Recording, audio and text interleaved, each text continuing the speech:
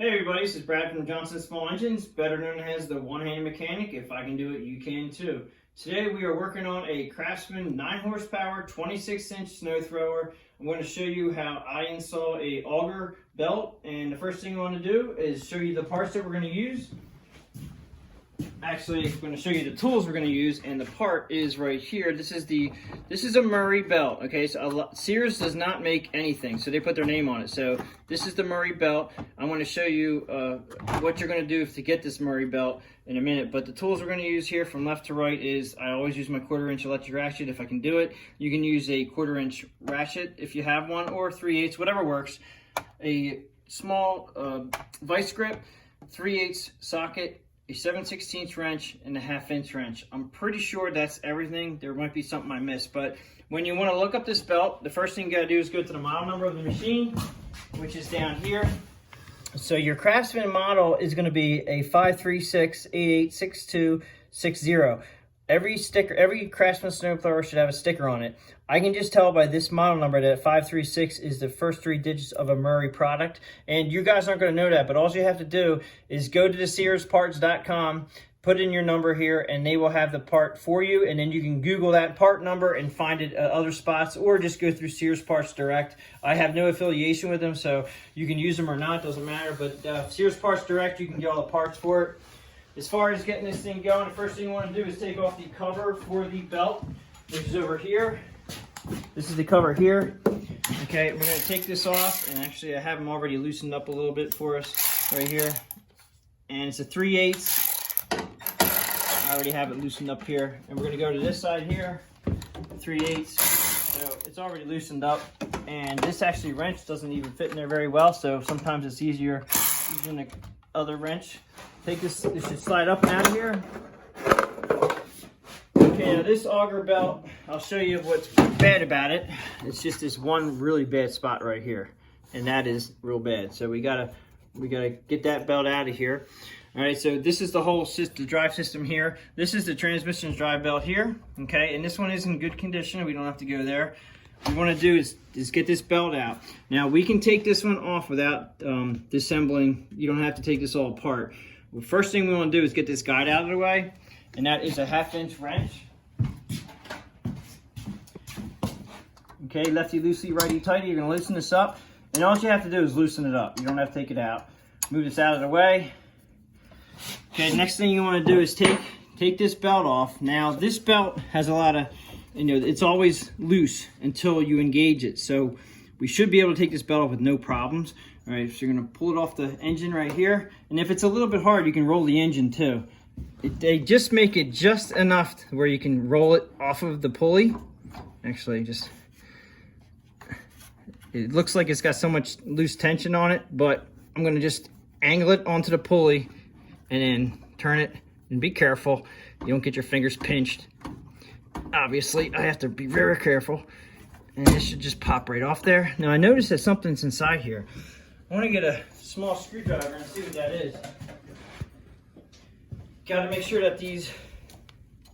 Okay, that's just like a spider web of some sort. I thought it might have been metal, but you got to make sure these are nice and clear, because it'll put a bump in your belt when it's running, and you'll get a big vibration. Okay, so you have it off here, and then you're going to take it to this point.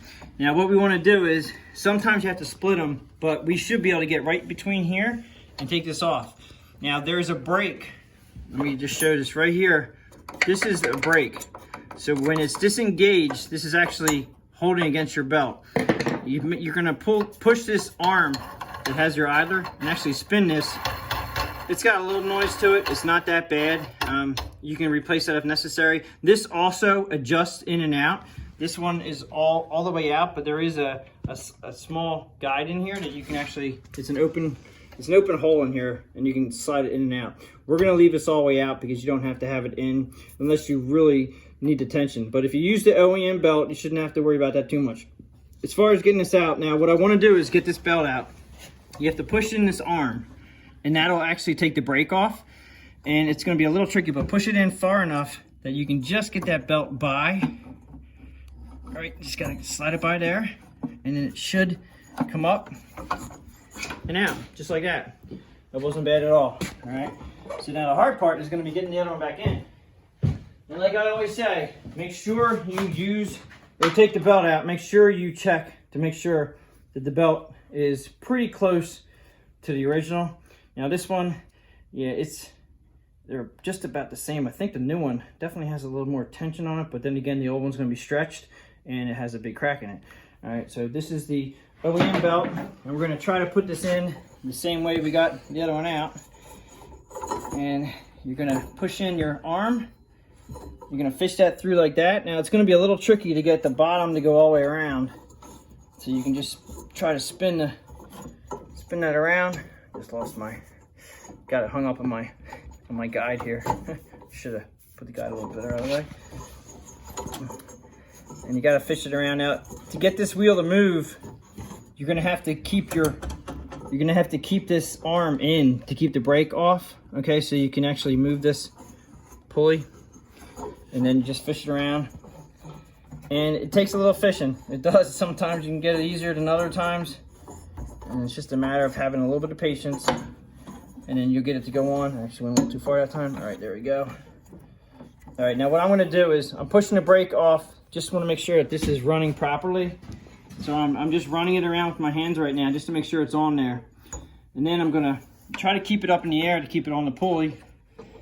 Come around here, hook it on this. I'm gonna go the opposite direction to get this thing to go on, and there it is. All right, so we're on.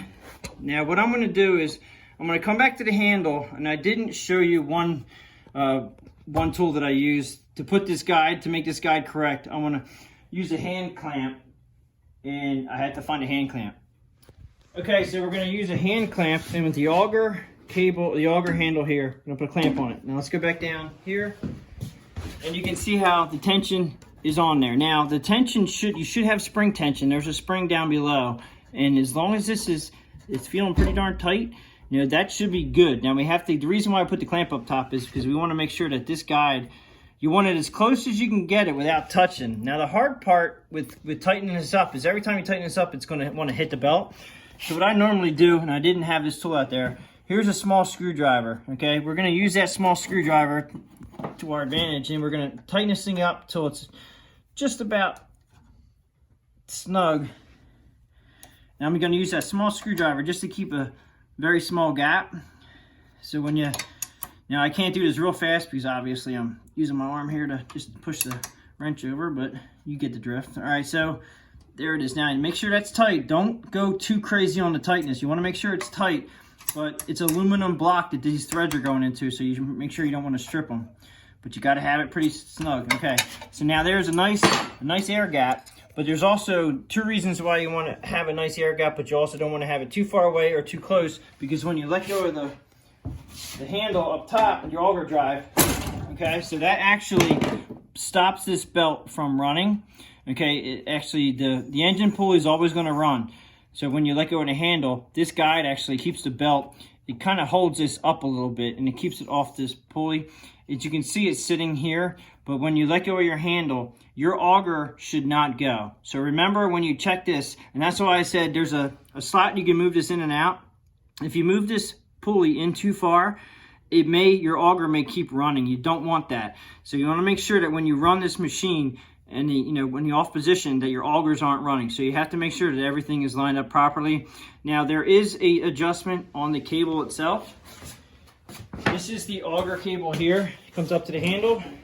Okay, so the adjustment is under here, and our adjustment is in pretty good shape. This slack right here, don't be concerned with it being slack. Don't take the slack out of it if your belt looks like it's adjusted properly. This is okay. It's not going to go anywhere. It's not going to fall out. This is fine. When the spring tension, when you pull the handle down and you have spring tension, now you have two different springs. There's one inside underneath here that's down at the bottom. Okay, I'm not sure if you're going to be able to see that or not, but you see that spring tension? Okay, see when now it's tight and now it's not. As long as you have good spring tension there, and you can see how that is, this one also is going to have a spring tension here.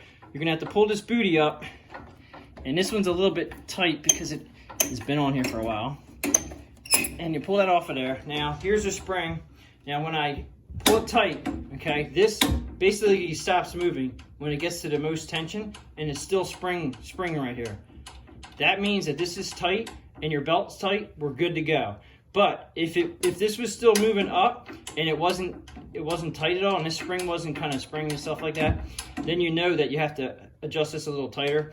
So what you have to do is you have to get inside. This is threaded here, and you have to get inside here. There's a 7/16 nut on here, and you're going to turn that nut clockwise up this thread, which will bring more tension to this. To do this properly, and the easy way is, one, you want to pull up on this while you're taking out this little teeny L-clip wire right here. Okay, this little clippy in here. So what I'm going to do is I'm going to hold tension down here. I'm going to pull up on that just a little bit, and then we should be able to take this right out. Okay, just like that. Okay, now it's off. You're going to take this, you can take it out of here just for easy purposes access to this. Push it through the bottom, and here's your 7/16. So the vice grips for this, we don't need to do it, but you're going to put a pair of vice grips or a very small wrench. This is actually a square right here, but for leverage purposes, I'll use a pair of vice grips. I clamp them on here, and then 7/16 wrench, and you turn this up to make it tighter or down to make it less tension. So if you have way too much tension and your auger is actually moving, the first thing you want to do is see if you can move this back to this slot, so it's all the way back in the slot. If that doesn't take care of it, then you're going to come back here and you're going to loosen this up. That's if you take your handle off and the auger still turns. Once you get it all tightened up, now this is a lock nut, so it's not going to move anywhere. Okay, so that's why it's tight. So you got to make sure you clamp here, and this is going to be hard to turn. That's why you need a pair of vice grips to give you some leverage. Once you get that there, you want to put this back in the hole. I'm not exactly sure if it was this way or the other way, but this way will work. And you come back up here. Now, the rubber booty just falls down over everything. Now you see how it's, sometimes you can put it in there, and if you adjust it, it's going to be a little bit hard to put in there. So what I'm going to do is go back down. Go back down, get this close here. I'm going to pull this up, and it should be there, like just like that. And then we should be back. You put the cover back down over it. You can use a little silicone or WD-40 just on here to make this a little bit easier. But these are nice to have because they protect the spring and they keep everything from flopping around in there, but it also protects it from getting all salty and stuff like that when you're out there in the snow. And then, again, we just want to make sure this tension is correct. You put the auger handle down, and then you just look here, make sure our gap's good, belt tension's good, the spring, everything is working properly. And that's pretty much it for putting this belt on. Okay, so we're gonna put the cover back on again. You might want to take out those bolts because the washer, there's a washer that goes on the outside. And believe it or not, the washer is actually, it's important to have the washer because it helps keep the plastic from getting ruined. Okay, a lot of people don't put a washer on these bolts, or they came without a washer, and when you screw these into there, it'll actually crack the plastic. So that's why they put the washers on there. This is an old Sears Craftsman, and that's when they thought about little things like that back in the day. So just get these guys on there, and make sure the washers on both of them, tighten them up, and away you go. All right, so I'm not gonna tighten them up. That's pretty much it for putting the auger drive belt on a 9 horsepower Craftsman 26-inch snow thrower. I appreciate everybody watching my videos. If you have any comments, please leave them below. Please subscribe, and thanks for watching.